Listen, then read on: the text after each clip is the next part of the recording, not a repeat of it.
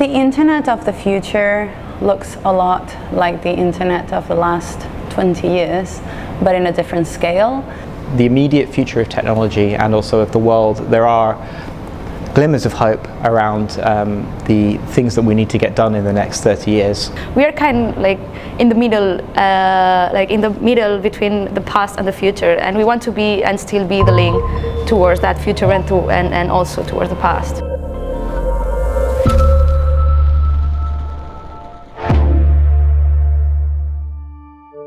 We think about the future.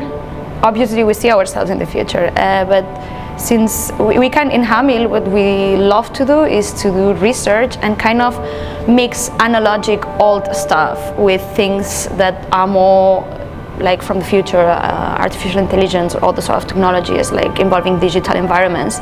And what we think is that probably we're going to be like taking these ideas that we're developing now and also combining them with technology of the future. I also imagine it as an extreme version in most cases of what we have right now, which is control, vision and power concentrated in very few hands, and entertainment being the glue that sticks the rest. We were kind of celebrating the last 30 years of the internet, and I wanted to talk about much longer timescales in terms of technology, because water infrastructure has been with us for 10,000 years, and if the internet is to become such a deeply ingrained part of our lives, then it means we need to be thinking about the 1,000-year internet or the 100-year website and perhaps what that means for society. Just trying to look a little bit beyond the kind of immediate dystopia or free-range totalitarianism that these technologies might bring about.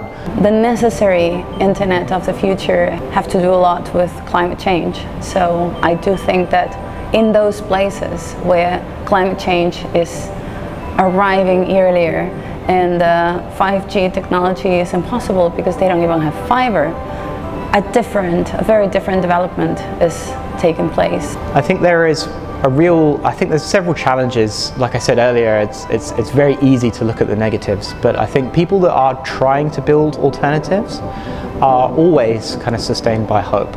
And the hope that their system will be better and more free for the users and the participants in those networks and systems than the ones that we currently have.